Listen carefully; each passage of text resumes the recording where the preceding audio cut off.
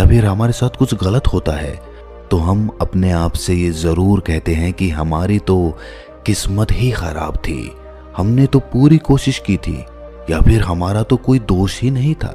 और जब हमारी किस्मत ही खराब है तो हम कर ही क्या सकते हैं।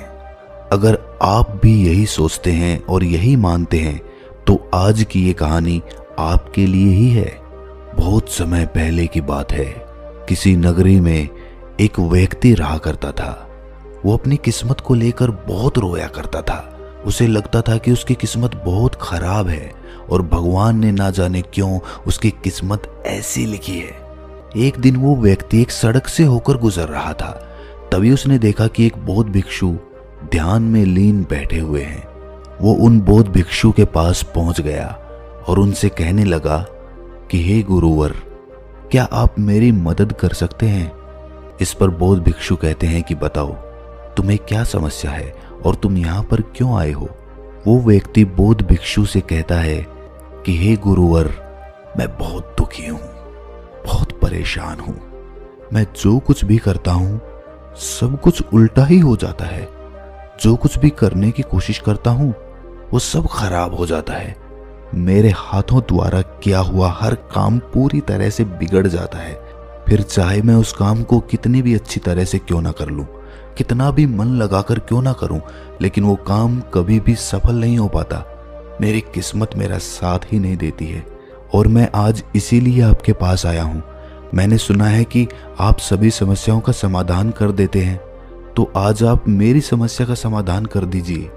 मेरी इस फूटी किस्मत का कोई उपाय बताइए। मेरी किस्मत इतनी खराब क्यों है? क्या आप मेरी इस फूटी किस्मत का इलाज कर सकते हैं, इसे ठीक कर सकते हैं? वो बौद्ध भिक्षु उस आदमी की सारी बातें ध्यान पूर्वक सुन रहे थे और फिर वो बौद्ध भिक्षु उस व्यक्ति से कहते हैं, फूटी किस्मत, कहाँ है तुम्हारी फूटी किस्मत और तुम्हें कैसे पता कि तुम्हारी किस्मत फूटी हुई है? इसका जवाब देते हुए वो आदमी बौद्ध भिक्षु से कहता है, अगर मेरे हाथों से कोई काम बन ही नहीं रहा है, मैं जिस काम को भी हाथ लगाता हूँ वो सारा काम बिगड़ जाता है। फिर मैं चाहे कितनी भी मेहनत क्यों ना कर लूं, मैं चाहे कुछ भी कर लूं, मैं किसी भी कार्य में सफल नहीं हो पाता। तो इसका क्या अर्थ हुआ? क्या मेरी किस्मत फूटी हुई नहीं है? जब मैं पैदा हुआ तो मेरे माता पिता गुजर गए। पास के ही एक अनाथ आश्रम ने मुझे गोद ले लिया था। मेरा पालन पोषण वहीं पर हुआ और जब मैं बड़ा हो गया तो मुझे एक लड़की से प्रेम हो गया, लेकिन उस लड़की ने भी मुझे धोखा दे दिया। उस लड़की ने किसी और से विवाह कर लिया। ये सब देखकर मैं पूरी तरह से टूट चुका था। मेरा आत्मविश्वास पूरी तरह से बिखर चुका था। जैसे तैसे मेरे मित्रों ने मुझे संभाला। उन्होंने मुझे समझाया कि मुझे आगे बढ़ना चाहिए, मुझे इन सब चीज़ों को भूल जाना चाहिए। मैंने आगे बढ़ने की कोशिश की। मैंने अपने एक मित्र के साथ मिलकर एक छोटा सा व्यापार शुरू किया, लेकिन यहाँ पर भी मेरी किस्मत ने मेरा साथ नहीं दिया। मैंने जिसके साथ वो व्यापार शुरू किया था, मेरे उस मित्र ने सारा व्यापार मुझसे हड़प लिया और मुझे उस व्यापार से बेदखल कर दिया। मैं एक बार फिर से पूरी तरह से टूट चुका था। मेरे मन में अब केवल एक ही ख्याल था, मेरे इस तरह जीने का क्या अर्थ है? क्या मेरी किस्मत केवल धोखा खाने की है? क्या मुझे जीने का कोई हक नहीं? क्या मुझे खुशियां पाने का कोई हक नहीं? क्या मेरी किस्मत फूटी हुई नहीं है? क्या आप मेरी इस किस्मत को ठीक कर सकते हैं?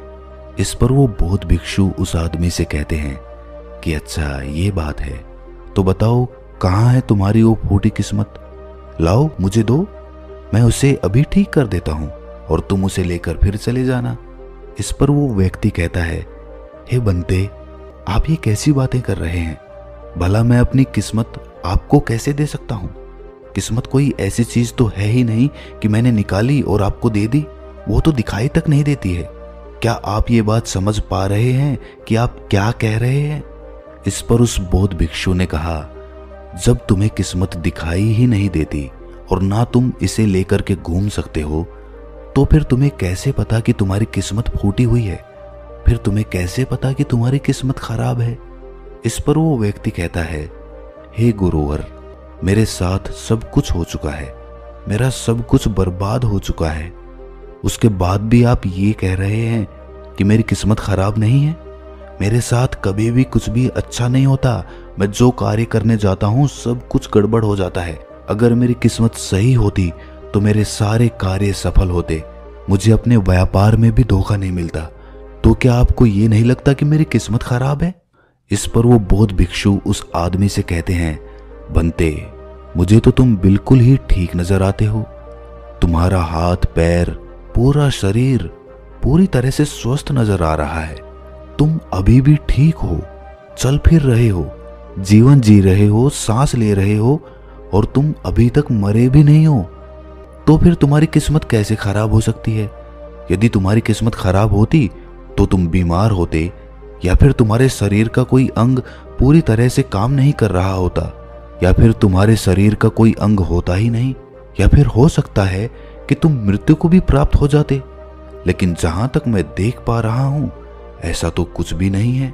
फिर तुम कैसे कह सकते हो कि तुम्हारी किस्मत खराब है? इस बार वो व्यक्ति झल्लाकर बौद्ध भिक्षु से कहता है, हे गुरुवर, लग रहा है आपको मेरी बात समझ में नहीं आ रही है। मैंने आज तक जो भी कार्य करे हैं उन सभी कार्यों में जो भी पूंजी मैंने लगाई है वो सब कुछ डूब चुकी है, नष्ट हो चुकी है। और उसके बाद मैंने जो कर्जा लिया था उस कर्जे का पहाड़ मेरे ऊपर है। सारे कर्जदार मेरे घर खड़े रहते हैं कर्जा लेने के लिए और मुझे धमकियां देते रहते हैं। उन सभी ने मिलकर मेरा घर मुझसे छीन लिया क्योंकि मैं उनका पैसा उन्हें वापस नहीं लौटा सका। और इतना ही नहीं, वो लोग अभी भी मेरे पीछे पड़े हुए हैं कि मैं उनका पैसा लौटा दूं। लेकिन जिस व्यापार में मैंने वो पैसे लगाए थे वो व्यापार तो किसी और ने हड़प लिया।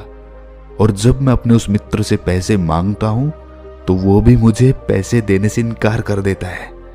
अब बताइए मैं उनका कर्जा कैसे लौटाऊं? मैं भला कहां जाऊं? अब मेरे पास तो कोई घर भी नहीं बचा। तो फिर इन हालातों में मैं ये कैसे कह सकता हूं कि मेरी किस्मत सही है?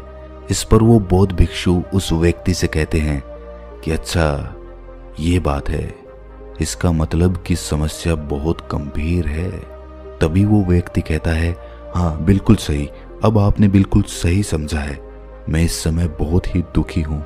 मैं अपने जीवन के बहुत बुरे दौर से गुजर रहा हूँ और मेरी हालत अब मेरे काबू में नहीं है। अब आप ही मेरा आखिरी सहारा हैं। कृपया करके मुझे कोई उपाय बताइए। पर वो बौद्ध भिक्षु उस व्यक्ति से फिर कहता है कि ये तो अच्छी बात है कि तुम जीवित हो और तुम्हारी किस्मत अच्छी है कि तुम अपने इन हालातों का सामना करने के लिए जी रहे हो और तुम अपने इस जीवन की समस्याओं का हल भी कर सकते हो।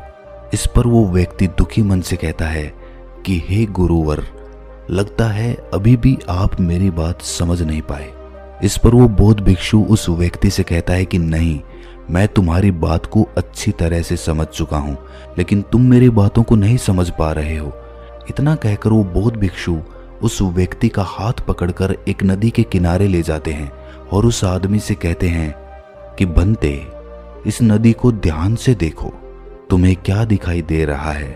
वो आदमी कहता है कि नदी जोरों से बह रही है, इसका बहाव बहुत तेज है। तब वो बौद्ध भिक्षु उस आदमी से कहते हैं कि यदि मैं किसी पेड़ का एक पत्ता इस नदी में गिरा दूं तो वो किस दिशा में बहता हुआ जाएगा? वो आदमी कहता है कि हे गुरुवर, जिस दिशा में नदी बह रही है ठीक उसी दिशा में वो पत्ता भी चला जाएगा। तब वो बौद्ध भिक्षु उस आदमी से कहते हैं कि बिल्कुल सही कहा है तुमने। अब बताओ मुझे कि इस पत्ते की किस्मत किसके हाथों में है? इस पर वो आदमी कहता है, हे गुरुवर, उस पत्ते की किस्मत इस नदी के हाथों में है। वो जहां चाहे इसे बहा कर ले जा सकती है क्योंकि इसका बहाव बहुत तेज है। तब वो बौद्ध भिक्षु मुस्कुराते हुए उस आदमी से कहते हैं, और मान लो कि वो पत्ता सिर्फ मेरे हाथों में ही है और मैं चाहे उसे नदी में फेंकूं या ना फेंकूं, तो बताओ उस पत्ते की किस्मत क्या होगी? इसका जवाब देते हुए वो आदमी कहता है कि इस हिसाब से तो पत्ते की किस्मत आपके हाथों में हुई। आप चाहे तो उसे नदी में फेंक सकते हैं या फिर आप चाहें तो उस पत्ते को कहीं और भी फेंक सकते हैं। इस पर वो बौद्ध भिक्षु मुस्कुराकर उस आदमी से कहते हैं, इस पत्ते की किस्मत ना तो नदी के हाथों में है और ना ही मेरे, क्योंकि मैं चाहे कितनी भी कोशिश कर लूं, यदि एक पत्ता किसी वृक्ष से टूट चुका है तो वो आज नहीं तो कल सूख ही जाएगा।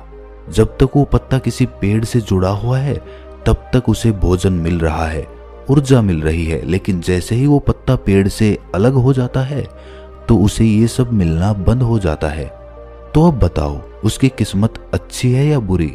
तब वो आदमी कहता है कि हे गुरुवर, ऐसे तो उसकी किस्मत बुरी ही है, क्योंकि पेड़ पर रहने पर उसे भोजन और ऊर्जा दोनों ही मिल रहे थे, इस कारण से वो फल फूल रहा था। लेकिन पेड़ से अलग होने के बाद उसे वो भोजन और ऊर्जा प्राप्त नहीं होगी। इतना कहते हुए वो बौद्ध भिक्षु उस पत्ते के पास पहुंचे और उस पत्ते को उठाकर नदी में फेंक दिया और उस आदमी से कहा, इसकी किस्मत कैसी है? इस पर वो आदमी उन बौद्ध भिक्षु से कहता है, अब इसकी किस्मत बहुत अच्छी है, क्योंकि ये अब नदी में तैर रहा है, लेकिन अभी भी ये नदी के बहाव के साथ ही बहता हुआ जाएगा, इसे कोई रोक नहीं सकता। इसका जवाब देते हुए बौद्ध भिक्षु कहते हैं, ये पत्ता नदी में तैरने का आनंद जरूर ले रहा है, लेकिन साथ ही साथ ये अपने ऊपर ना जाने कितने ही छोटे छोटे जीव जंतुओं को बचाएगा, उनको जीवन दान देगा, और ना जाने कितने ही जीव जंतुओं को ये एक किनारे से दूसरे किनारे तक पहुंचाने में उनकी मदद भी करेगा। इसके बाद वो बौद्ध भिक्षु फिर से उस आदमी से पूछते हैं कि अब बताओ पत्ते की किस्मत कैसी है? तो वो आदमी कहता है कि हे गुरुवर, अब तो इसकी किस्मत बहुत अच्छी है, क्योंकि ये किसी के काम आ रहा है और ये किसी का जीवन भी बचा रहा है, इसीलिए इसकी किस्मत तो बहुत अच्छी हो गई। पर मेरी किस्मत वो कैसे अच्छी होगी? ये तो आपने कुछ बताया ही नहीं। तब वो बौद्ध भिक्षु उस आदमी से कहते हैं कि मान लो कि तुम्हें इस नदी को पार करना है और तुम नदी में उतरते हो, तो पहले तुम मुझे ये बताओ कि तुम किस दिशा में अच्छी तरह से तैर सकोगे।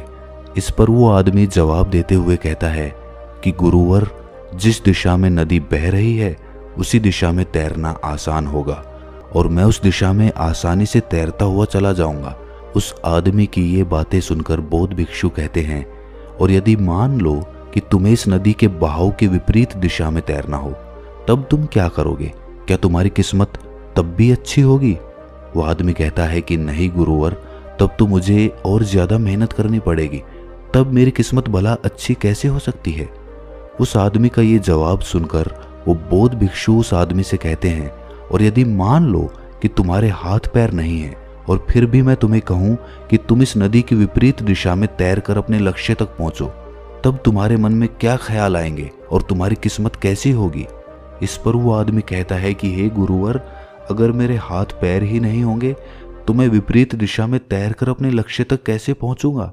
अगर मेरे हाथ पैर सही सलामत होंगे तो हो सकता है कि मैं विपरीत दिशा में तैरकर अपने लक्ष्य तक पहुंच जाऊं, भले ही उसमें समय थोड़ा ज्यादा लगे, लेकिन यदि मेरे हाथ पैर ही नहीं होंगे तो भला मैं कैसे पहुंचूंगा?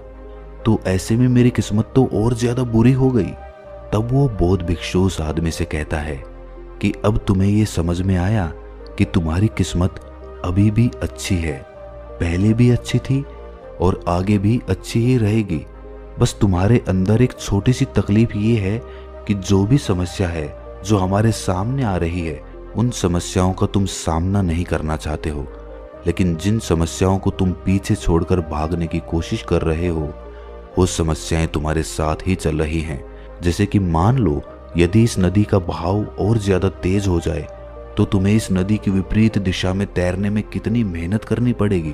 वो आदमी कहता है, हे महाराज, तब तो मुझे अत्यधिक मेहनत करनी पड़ेगी और मुझे बहुत ज्यादा थकान भी होगी, लेकिन किसी ना किसी तरह मैं अपने लक्ष्य तक पहुंच जाऊंगा। तब वो बौद्ध भिक्षु उस आदमी से पूछता है, अच्छा मान लो नदी का बहाव और भी ज्यादा तेज हो जाए तो क्या तुम नदी की विपरीत दिशा में तैरना पसंद करोगे? वो आदमी कहता है, नहीं नहीं गुरुदेव, मैं तो इस नदी में उतरने का सोचूंगा भी नहीं, विपरीत दिशा में तैरना तो दूर की बात रही। आखिर में अपनी सभी बातों का निचोड़ निकालते हुए वो बौद्ध भिक्षु उस आदमी से कहते हैं कि ठीक उसी प्रकार जब हमारे जीवन में अत्यधिक कठिनाई या अत्यधिक परेशानियां आती हैं जो नदी के तेज बहाव की तरह होती है, और जब हमें ये घेर लेती है तो हमें कुछ भी समझ नहीं आता और हम इनसे भागने की कोशिश करते रहते हैं, हम इनका सामना कभी करना ही नहीं चाहते। लेकिन तुम्हें ये ध्यान रखना चाहिए कि जब भी तुम्हारे सामने ऐसी परिस्थिति आए कि तुम्हें लगे कि तुम्हारे हाथों में कुछ नहीं है, तब तुम्हें नदी की दिशा में बहकर अपने लिए एक सुरक्षित स्थान खोजना चाहिए, क्योंकि उस समय तुम्हारा ध्यान केवल अपनी रक्षा पर होना चाहिए, क्योंकि जिसकी रक्षा तुम्हें करनी है वो है तुम्हारा जीवन। यदि तुम्हारा जीवन तुम्हारे साथ रहेगा तो आज नहीं तो कल ये तेज बहाव जरूर शांत हो जाएगा, और नदी का भाव भी हमेशा के लिए एक जैसा नहीं रहेगा। उसे आज नहीं तो कल थमना ही पड़ेगा, और जब नदी का बहाव कम हो जाएगा तब तुम चाहो तो नदी की विपरीत दिशा में तैर सकते हो, और फिर तुम जैसा चाहो वैसा मुकाम हासिल कर सकते हो।